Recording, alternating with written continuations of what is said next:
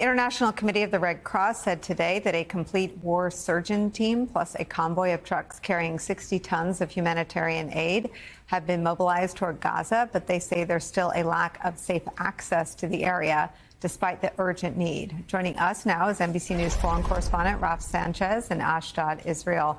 I feel like the world has changed since we last talked 2 days ago when the hospital was hit and it was not clear. You eloquently described the fog of war. It feels like the world has changed a couple times over now, with U.S. intelligence assessing that it was a failed launch from Islamic Jihad.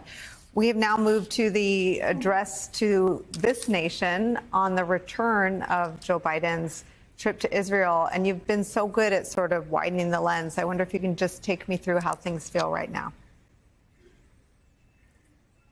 Well, Nicole, it feels like we are on the verge of this ground invasion. A few hours ago, the Israeli defense minister was just south of where we are now. He was meeting Israeli troops, and he said to them, "You are looking at Gaza now. You will be inside of Gaza soon."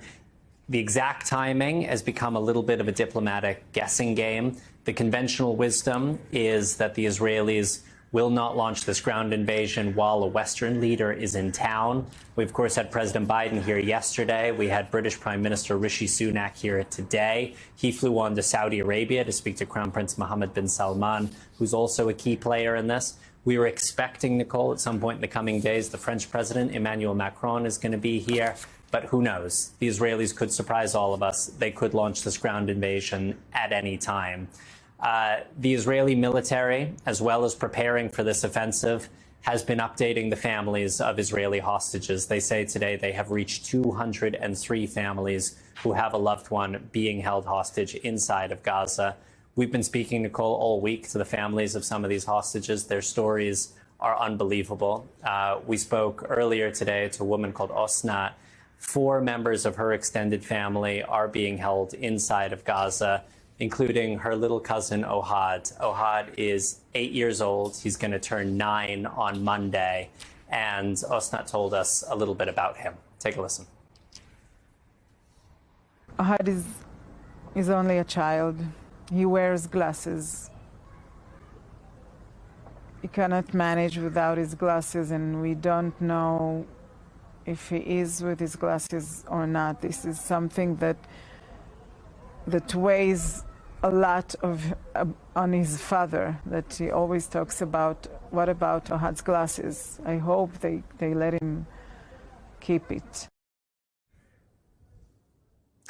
And Nicole, of all the horror we have seen, of all the horror we have heard over the last couple of weeks, something about that really jumped out at me, that tonight there is a little boy in Gaza who's afraid, and he may not have his glasses. Nicole?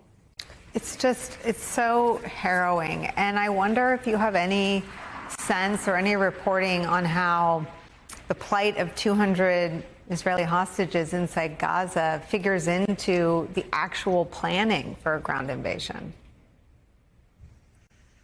It's one of the major questions hanging over Israel right now, because from the outside, this looks like a kind of binary choice.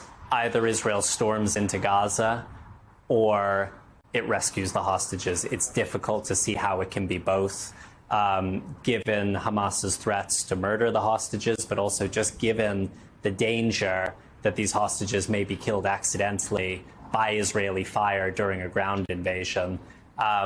Just talking to people on the street, a lot of people feel very strongly that the only Israelis, I should say, feel very strongly that the only acceptable outcome here is for Hamas to be toppled, given the scale of the atrocity that we saw on October 7th. And I think there is a grim feeling among a lot of people that it may just be that the fate of the hostages cannot stop this necessary operation inside of Gaza. We should say, Nicole, that there are 2 million Palestinian civilians inside of Gaza who are also waiting to learn their fate in terms of this ground invasion. The death toll is already at around 4,000 inside of Gaza. We expect it's going to get much higher if Israeli forces do go in on the ground. People are waiting right now to see if the Rafah crossing opens tomorrow, which the White House is saying it will. The Egyptians are saying it will, but we've been here before where there's been a lot of optimism about the crossing being open, and it hasn't opened in the end, but people are hoping it will. There is about 20 trucks worth of aid waiting on the Egyptian side. The UN says that that is just a fraction of what people need. And the UN has been warning for a week now that 1 million people displaced from northern Gaza, told by the Israeli military to leave their homes and head south, would trigger a humanitarian catastrophe. And we are watching that humanitarian catastrophe unfold in front of our eyes. People who do not have water, do not have electricity, are running out of food. And the UN has warned that displacement on that scale is a possible war crime. Israel says it does not target civilians and that it is going into northern Gaza to take out Hamas's infrastructure, to destroy its ability to ever do again what it did on October 7th when it slaughtered so many people. But there are hundreds of thousands of civilians on the Palestinian side who are in the crossfire right now. Nicole.